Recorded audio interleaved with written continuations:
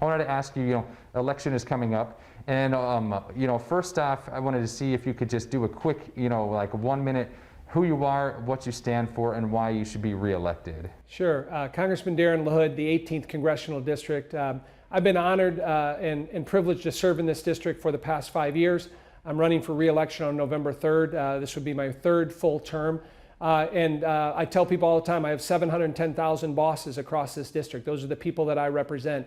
And what I said when I got elected is three important things to this job: voting the right way on behalf of my constituents in Washington, D.C. for their values and common sense. Secondly, good constituent service. When you call up our office, whether you're a veteran, a senior citizen, a small business owner, a farmer, we're going to help you and assist you in whatever way possible.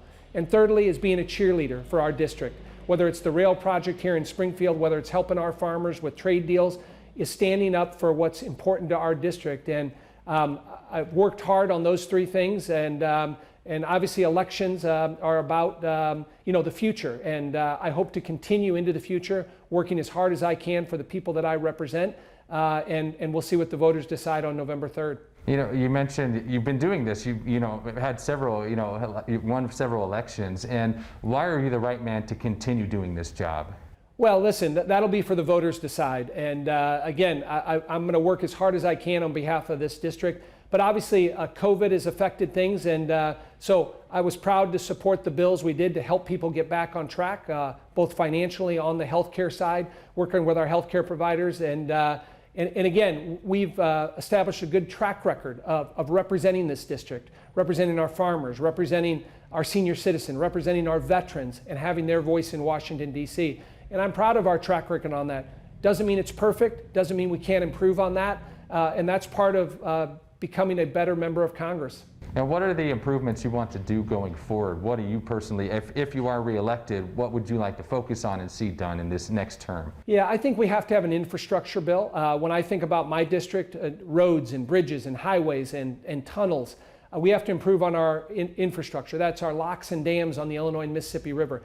We've been deficient in passing a federal transportation bill, so we need to do that. That will help our rail project here in Springfield. Secondarily, I think we got to continue to help our farmers with good trade deals that are reciprocal and fair for our farmers. And there's many traded deals that we're looking at now with Brazil and with India and with Great Britain, continuing to look out for our farmers. Building off the USMCA we passed, the Phase 1 deal with China, those are things that are going to be important for our district. And then supporting our healthcare workers, whether it's St. John's or Memorial here in Springfield. They've been on the front lines. We got to continue to support them and help them as we get beyond COVID. One of the other things, one of my last questions is, with everything, there's a lot of civil unrest going on around the country. It's very, obvious, the shootings that are happening, people that are losing their lives, a lot of time at the hands of police. What do you have to say about those who may feel like second-class citizens in the United States, and what will you do to improve that for them? Well, I spent 10 years as a state and federal prosecutor. I worked with law enforcement at every different level, the federal, state, and local level. I have immense respect for law enforcement. The vast majority of law enforcement I've worked with are good people that care deeply about their communities. But there are instances across the country. What happened with George Floyd is a tragedy, and we need to learn from that. But I will say this: looting and anarchy and lawlessness has no place in this country.